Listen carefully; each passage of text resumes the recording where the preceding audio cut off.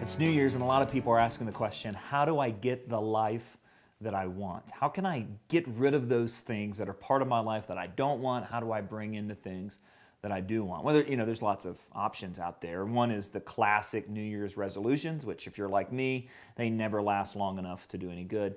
Another option is something that I found on the internet not too long ago. It's connected with a product and a movement that Oprah Winfrey promoted years ago called The Secret. And the idea of The Secret is kind of this new agey sort of thing where you realize that the universe and you are actually one, and that by instructing the universe, it actually has to obey you. And so the sort of thoughts that you release on the universe determines the sort of outcomes that you're going to get. And one of the most interesting products that I've seen of theirs is a free video on YouTube called The Secret's Gift to You. And what they do there is they talk about how you can start over. And really you start over just by deciding you're going to start over, and you start thinking better thoughts. Things like, I'm starting new today and all good things are going to come to me. And I am magnificence in human form, it actually says at one point. And it's interesting too because it also tells you to be thankful. It says things like, I'm grateful to be me, and for all these things I am thankful. But what's conspicuously missing in the entire video is who one is supposed to be thankful for, who one is supposed to express gratitude to for the good things in our life. And you're left wondering at the end of The Secret, well, if I'm thankful for all these things, maybe I'm thankful to me for me, which doesn't make an awful lot of sense.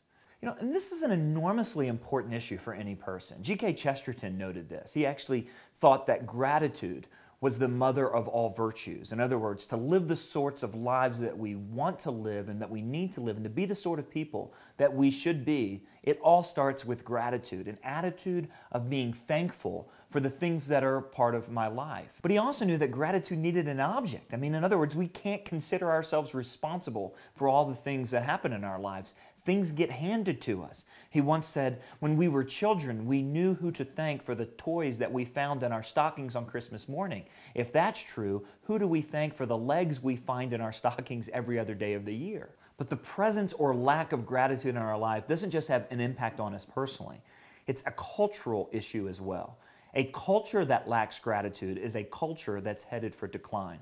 Paul actually describes this in Romans chapter 1. Now, if you've ever read Romans, you see that it paints out in the first chapter this pathway of cultural decline, the downward spiral that cultures follow when they forget God. And here's what Paul says at the very beginning.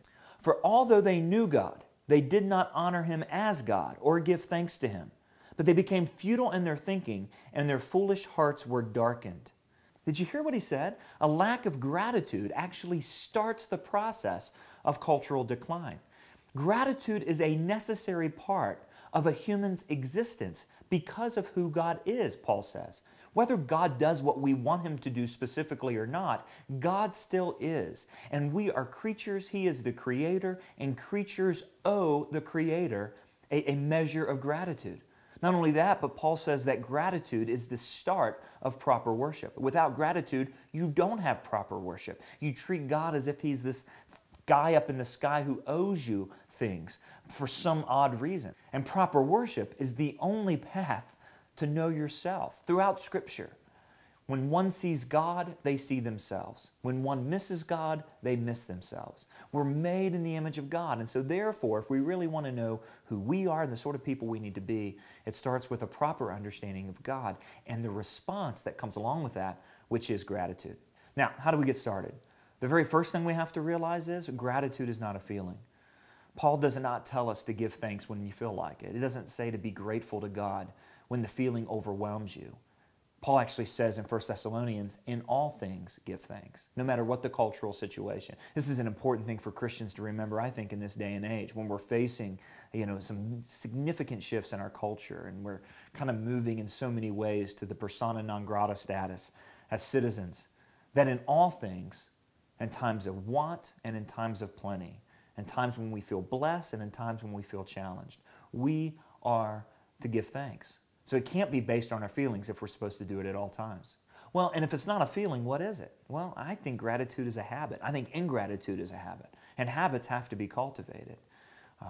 Ungrateful people are habitually ungrateful people. Grateful people are habitually grateful people. I think this is kind of what Paul means when he says, in all things give thanks. Whether you like it or not, it becomes a posture of life. It becomes just an instinct reaction.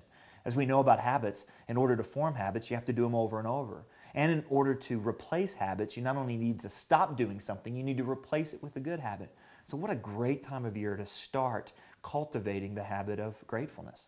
And then finally, and we all know this to be true in our experience, gratitude is contagious. And when Paul's writing that letter to the Thessalonians, in all things give thanks, he's not speaking to an individual, he's speaking to a church.